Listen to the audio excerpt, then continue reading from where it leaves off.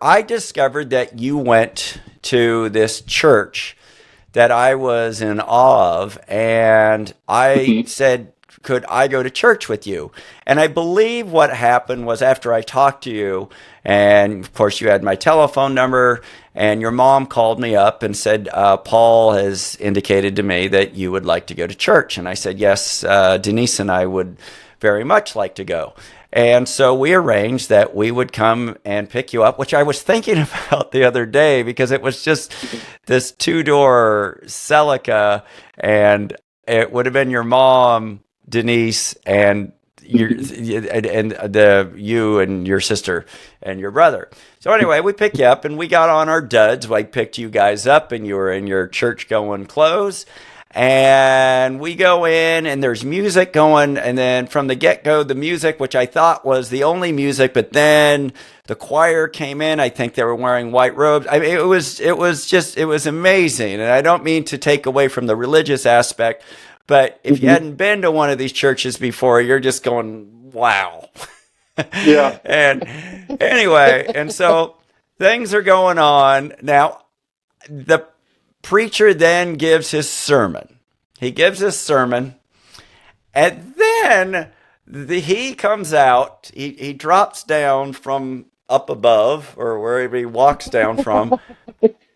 And there was I don't really remember how it got to this, and I don't exactly know the words, but he says there are something to the effect that there are some people today who need to declare their love for Jesus or declare that they want to be saved. There was some sort of declaration, something that you had to get up before, with the preacher, and he says, who wants to do it? Who's going to come?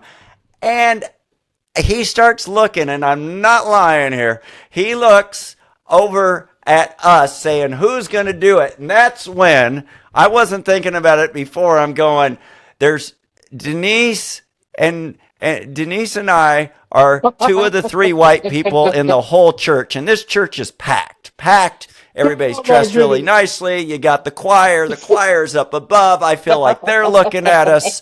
And you got the other white person, but the other white person clearly looks like she goes every week. So she's actually declared her acceptance of Jesus. So he's not even looking at this white person, because I remember Whitey's over there too, man. Come on, give her a look.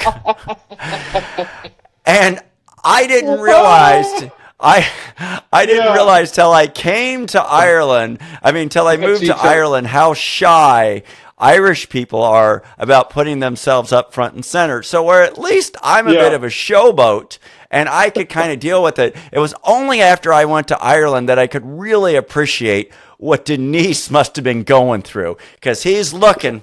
He's just, who's going to be saved? Who's going to bring Jesus in the heart?